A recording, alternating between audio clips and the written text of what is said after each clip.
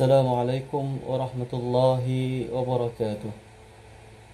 Inna hamdalillah nahmaduhu wa nasta'inuhu wa nastaghfiruh wa na'udzu billahi min shururi anfusina wa min sayyiati a'malina may yahdihillahu fala mudilla lahu wa may yudlil fala hadiya lahu. Ashhadu an la ilaha illallah wahdahu la syarika lahu wa ashhadu anna Muhammadan 'abduhu wa rasuluh. قالوا سبحانك لا علم لنا إلا ما علمتنا إنك أنت العليم الحكيم إنك أنت العليم الحكيم إنك أنت العليم الحكيم رب اشرح لي صدري ويسر لي أمري واحلل عقدة من لساني يفقهوا قولي. Apa khabar para jemaah di Masjid Qasim? Selamat menjalani ibadah di bulan Ramadan Mubarak. Alhamdulillah, kita telah pun masuk 1/3 daripada bulan Ramadan dan kita akan menempuhi bakinya. Para jemaah sekalian, saya ingin kongsikan suatu asar yang berkaitan tentang penyakit dan juga keyakinan. Imam Ibn Abi Dunya menulis berkenaan tentang ni dan diletakkan di dalam bab Al-Yaqinu Aqwa Al-Adawiyah Alal Marad, iaitu keyakinan merupakan ubat terkuat untuk melawan penyakit. Daripada Ahmad bin Muhammad bin Jabalah telah meriwayatkan kepada kami, katanya Abu Abdurrahman Al-Muqri telah meriwayatkan kepada kami, Sa'id bin Abi Ayyub telah meriwayatkan kepada kami, Abdurrahman bin Abi Hilal telah meriwayatkan kepada kami daripada Ubaidillah bin Abi Ja'far, katanya sesungguhnya seorang lelaki telah ditimpa sakit yang menghalangnya daripada makan dan tidur. Pada suatu malam, ketika dia tidak dapat tidur, dia terdengar makanan di dalam biliknya bersuara. Apabila dia mendengar suara tersebut, dia pun memberikan perhatian. Kemudian dia pun berkata-kata dengannya dan mengambil tempatnya untuk makan seraya berdoa.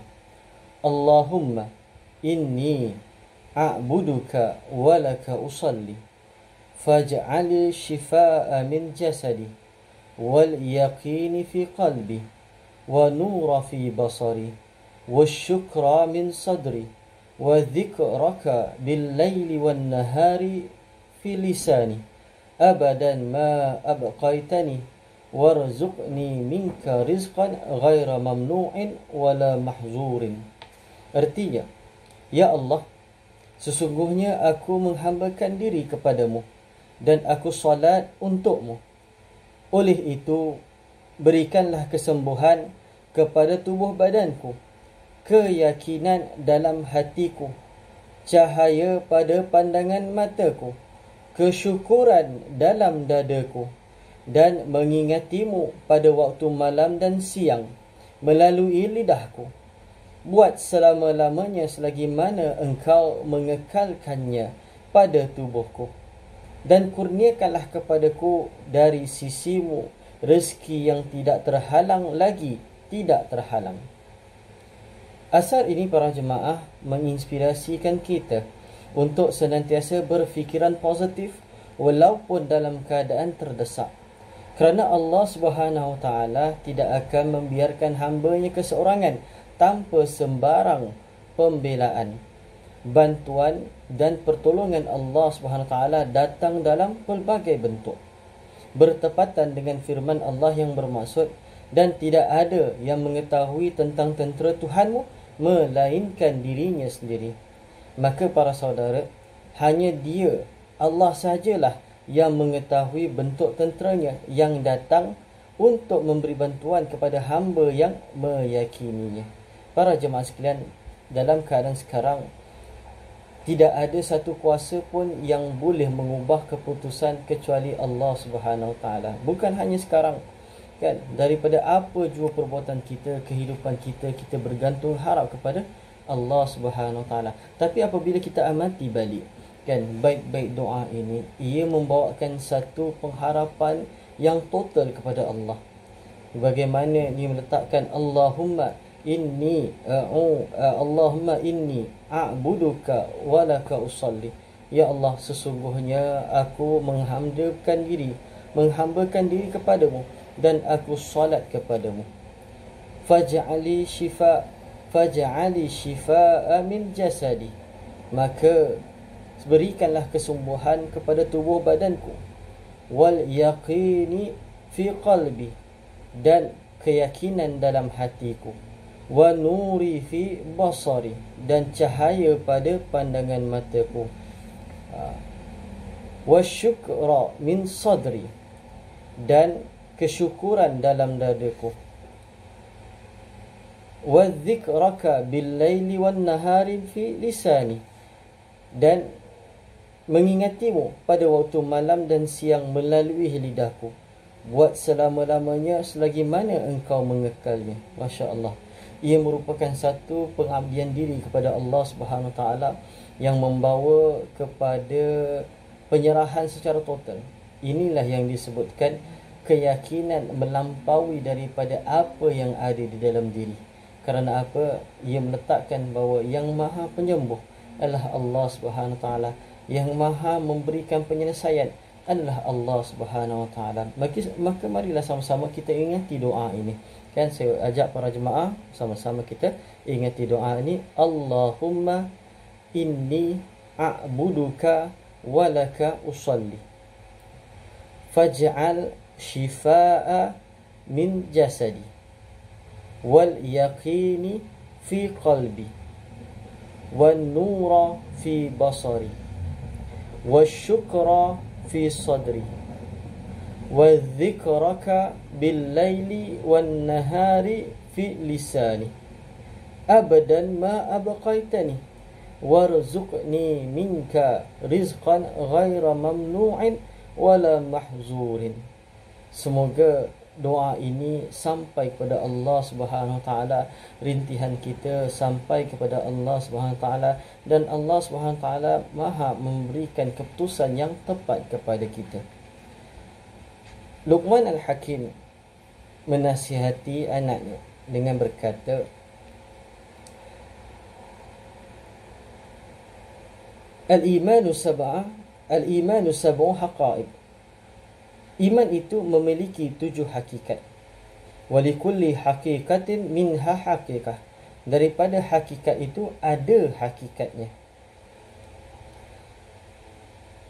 Al-yaqin wal makhafah wal ma'rifah wal huda wal amal at-ta'ah wal haqiqah ma'rifatil iman wal haqiqah huda busairah wa haqiqah amalin niyah wa haqiqatu tafakkur fitnah wa haqiqatu wara'ul afaf.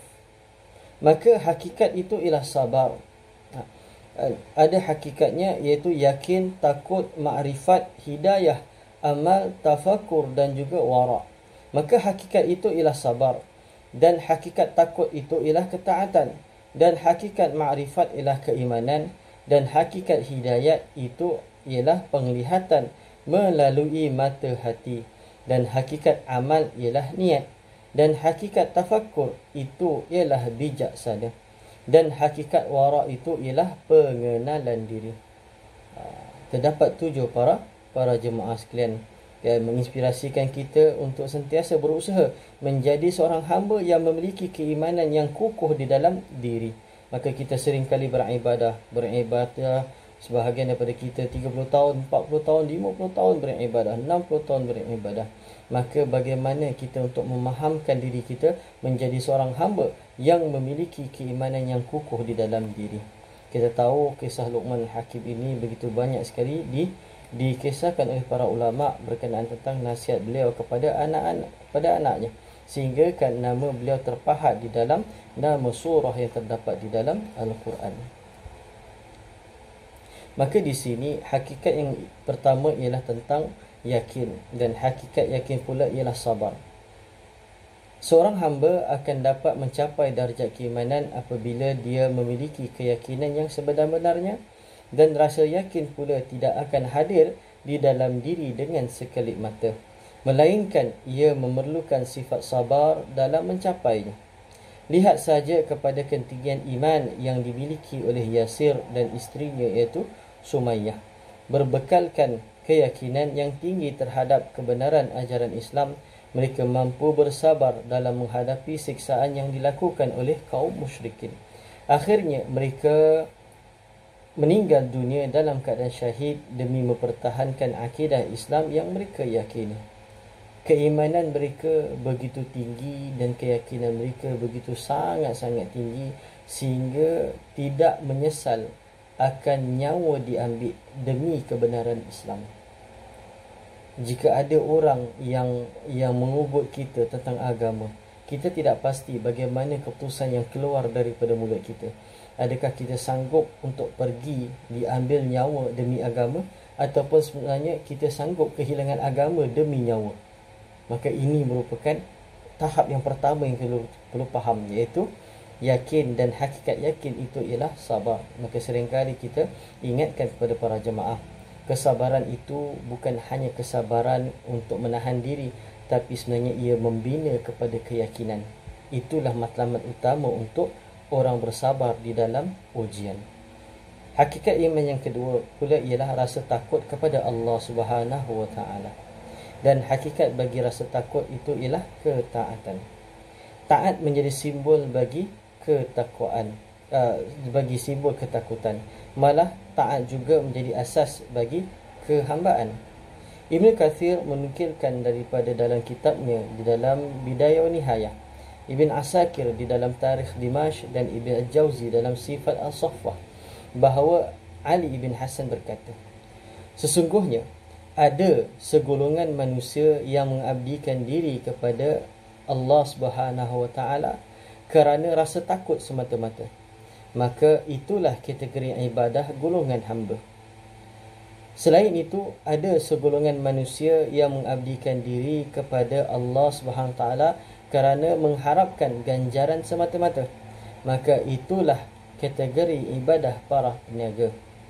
Dalam masa yang sama, ada pula segolongan manusia yang mengabdikan diri kepada Allah Subhanahu wa taala kerana rasa cinta dan syukur. Maka itulah kategori ibadah golongan merdeka dan orang yang terbaik. Kesemua kategori ibadah tadi adalah baik, namun sudah tentu kategori yang terbaik daripada kalangan yang terbaik itu menjadi keutamaan. Sebahagian daripada kita yang beribadah kerana apa? Kerana takut akan siksaan Allah Subhanahu wa taala. Sebahagian pula daripada kita ini yang melakukan ibadah semata-mata mengharapkan ganjaran daripada Allah Subhanahu wa taala. Orang-orang ini dikategorikan sebagai ibadah ahli perniagaan. Sebab ahli perniagaan, dia berniaga, dia dapatkan keuntungan. Ahli ibadah yang ni pula, dia ibadah kerana nak dapatkan ganjaran. Begitu dia punya perumpamaan. Tetapi golongan yang ketiga mendirikan ibadah itu kerana apa? Kerana rasa cinta dan syukur. Kerana apa dia ibadah? Kenapa dia solat? Kenapa dia baca Quran, dia berzikir? Kerana dia rasa sangat-sangat cinta dan syukur atas kehidupan dia. Kategori ini ialah golongan yang merdeka, orang yang bebas daripada segala bebanan, dan orang yang terbaik.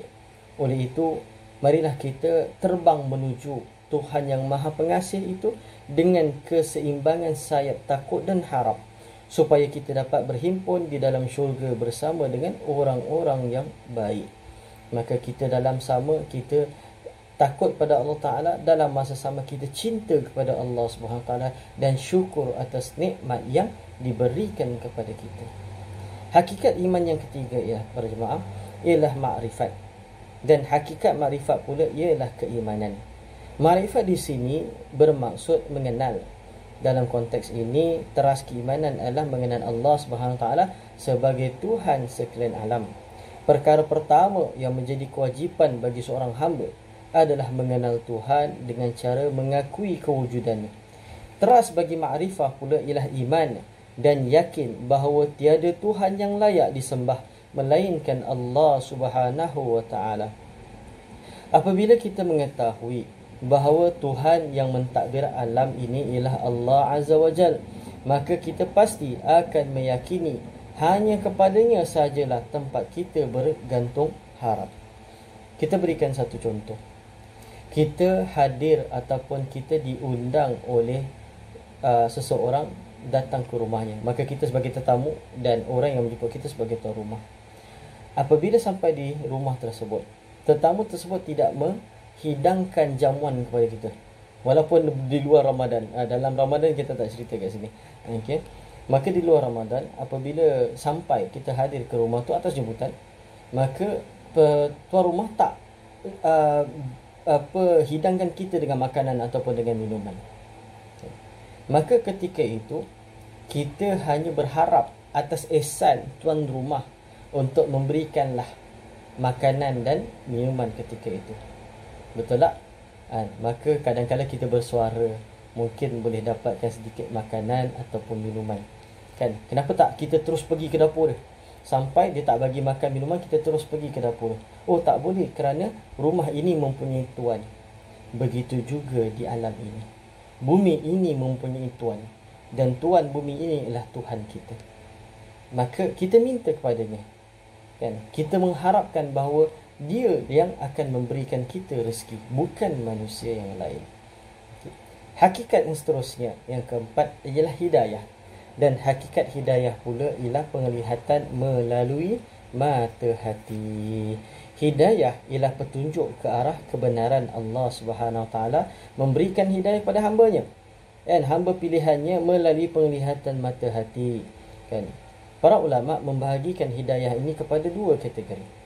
Yang pertama ialah hidayah yang boleh kita usahakan, dan hidayah yang menjadi hak milik mutlak Allah Azza wa Jalla. Bagaimana? Kan, seperti mana Allah SWT mengizinkan Rasulullah SAW untuk memberi petunjuk berbentuk tunjuk ajar dan keterangan kepada manusia. Dalam masa yang sama juga, Allah SWT memiliki hak mutlak dalam memberi petunjuk berbentuk taufik kepada hamba pilihannya. Kerana dialah yang menguasai hati manusia. Oleh itu, bermunajatlah kepada Allah Subhanahu Wa Taala agar dia sentiasa menerangkan hati kita dengan hidayahnya, sebagaimana dia menerangkan alam ini dengan cahaya surianya. Masya Allah. Kan, dalam hal hidayah ini, pertama kita boleh berusaha seperti mana yang diajarkan oleh junjungan besar kita Nabi Muhammad SAW untuk mendapatkan hidayah tersebut. Yang kedua ialah hidayah yang Allah SWT memberikan taufik kepada hamba-hamba. Kan? Mungkin dia tidak mendapat hidayah daripada tunjuk ajar, tetapi beliau ialah seorang yang saat memberikan kebajikan, saat membantu, sangat-sangat membantu manusiawi, tapi dia tidak beriman. Mungkin juga dia dapat hidayah daripada Allah SWT untuk melakukan kebaikan. Sebagai seorang Muslim, kita perlu ada dua dalam hal ini. Hidayah yang mana kita usahakan melalui ibadah, melalui ajaran Nabi SAW. Yang kedua, ia datang dengan cara kita bertakarub kepada Allah. Maka Allah SWT akan memberikan hidayah kepada kita. Sebab tu kita seringkali nampak, kan, contoh kita cakap, ada orang yang bukan orang Islam, tapi dia sangat baik kepada orang Islam, memberi bantuan, kan, menolong dalam keadaan sekarang ini, memberi makan. Ada sebahagian orang bukan Islam yang menyediakan juadah makanan berbuka kepada orang Islam. Ada sebahagian daripada orang bukan Islam yang membantu masjid, kan, menguruskan program-program. Ada sebenarnya. Dalam masa yang sama, ada orang Islam tetapi menentang Islam.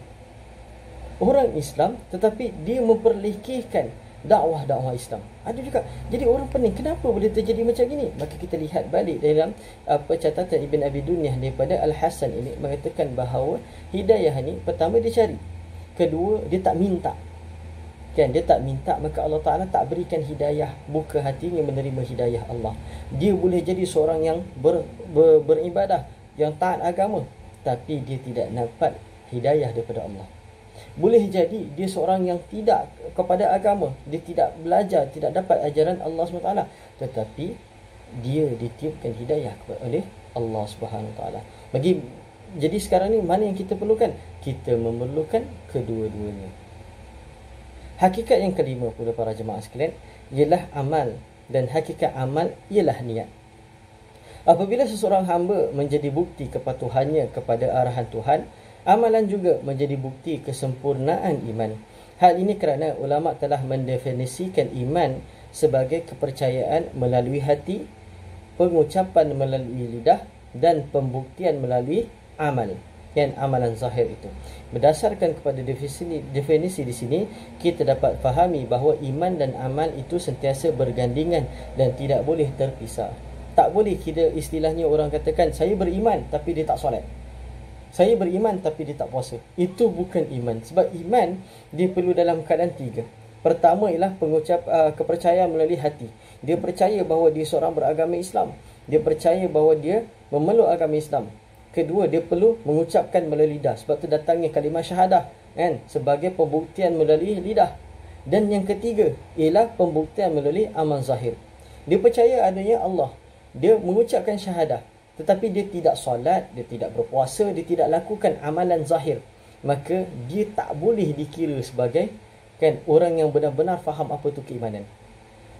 Cakap orang beriman dia perlu ada tiga komponen dalam hal ini.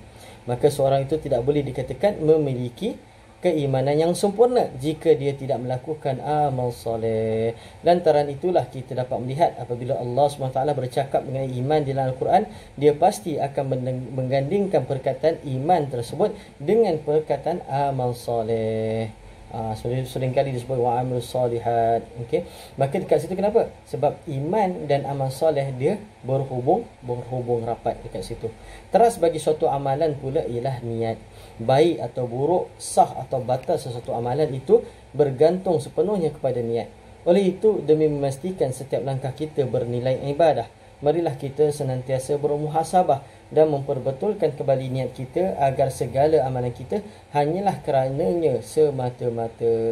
Kadang-kadang ada orang cakap, saya ni niat saya baik tapi perbuatannya salah. Niat untuk membantu, tetapi sebenarnya ia telah merosakkan ataupun menghalang daripada bantuan tersebut. Maka bagaimana kita boleh tahu? Melalui kedua-duanya. Niat dan amal ini agak rapat sebenarnya. Kan, seperti mana Nabi SAW sebutkan dalam hadis daripada diriwayatkan daripada Umar bin Khattab. Hadis ni agak sangat-sangat menarik. InsyaAllah dalam sesi perkongsian akan datang saya akan kongsikan kategori hadis ni. Okey. Amat menarik sebab apa? Hadis ini bermula dengan innamal a'malu binniyat. Setiap amal-amal itu akan didasari dengan niat. Maka sebab itu kita lihat seluruh ibadah kita mula dengan niat. Tetapi kenapa tak hadis tersebut bermula dengan innamal ni'al bil a'mal? Setiap niat itu akan diikuti dengan amal. Tapi setiap amal itu akan diikuti dengan niat. Tapi para ulama semua meletakkan niat di hadapan.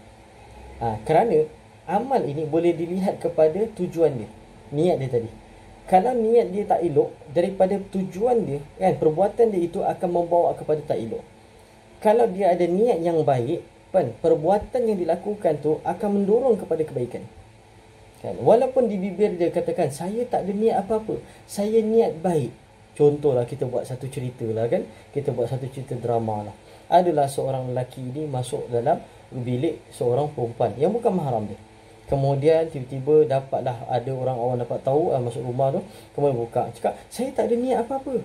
Kalau tak ada niat apa-apa, kenapa awak berada di rumah perempuan ni? Oh, kami cakap-cakap biasa saja. Kalau cakap-cakap biasa, kenapa perlu masuk dalam rumah? Nampak dia? Okey. Jadi pada situ kita dapat faham bahawa niat dengan amal itu dia berkait rapat. Kalau katalah dia tak ada niat terhadap wanita tersebut dan sebagainya, dia tak akan masuk dalam rumah tu, contoh. Kan? Dia akan berada di luar. Ataupun hari ni dengan teknologi macam-macam. Sekarang ni pun saya tengah berkomunikasi dengan para jemaah melalui macam ini. Kan, boleh saja melalui telefon, boleh saja melalui WhatsApp dan sebagainya. Kan, supaya apa? Niat dia tadi kembali pada asal. Bermaksud dia tidak ada niat tentang apa-apa tentang wanita tersebut. Dia wanita tersebut hanya nak bercakap dengan dia, maka boleh saja bercakap dengan cara berbagai. Sebab apa? Dia lihat kepada niat dan juga amal di situ. Maka ia sangat besar dua-dua ni. Yang keenam ialah tafakkur. Dan hakikat tafakkur pula ialah kebijaksanaan. Tafakur itu bermaksud meneliti dan berfikir mengenai hikmah yang ada di sebalik sesuatu kejadian. Teras tafakur ialah bijaksana. Allah SWT memberikan bijaksana kepada sesiapa yang dikehendakinya. Diberikan kebijaksanaan itu bermaksud kita telah mendapat banyak kebaikan. Hal ini kerana asas dalam memperoleh kebaikan itu terletak pada kebijaksanaan seseorang insan. Maka kat sini kita lihat Hakikat tafakur tu ialah kebijaksanaan, kan, sangat besar kat sini. Teras tafakur ialah bijaksana. Allah Taala memberikan bijaksana kepada siapa yang dikehendakinya. Betul? Ada orang belajar tapi dia tak faham. Ada orang tak belajar tapi dia faham. Allah SWT meletakkan kebijaksanaan kepadanya. Dan kerana apa? Kerana tafakurnya ia kan meneliti satu persatu. Kadang-kadang ada orang baca Quran, khatam tiap-tiap hari ke, sebagai contoh, kan, satu hari satu juz, tak ada masalah, kan. Tapi dia dikurniakan dengan tafakur ke tidak? Kan, tafakur dan memiliki, meneliti. Ada orang dia baca Quran dan sebagainya, tetapi dia tidak dapat amalkan. Sebab apa? Dia tidak peroleh kebijaksanaan dalam hal tersebut. Kan, wataknya tidak seperti mana watak yang digambarkan di dalam Al-Quran. Yang terakhir para jemaah sekalian ialah wara'. Dan hakikat wara' itu ialah pengendalian diri. Wara' bermaksud meninggalkan perbuatan yang harus untuk dilakukan demi menyelamatkan diri daripada terjebak dengan perkara yang haram. Wara' ni dia lebih kepada menjaga diri, kan, daripada perkara yang mungkin boleh menjerumuskan dia kepada perkara yang haram. Asalnya harus.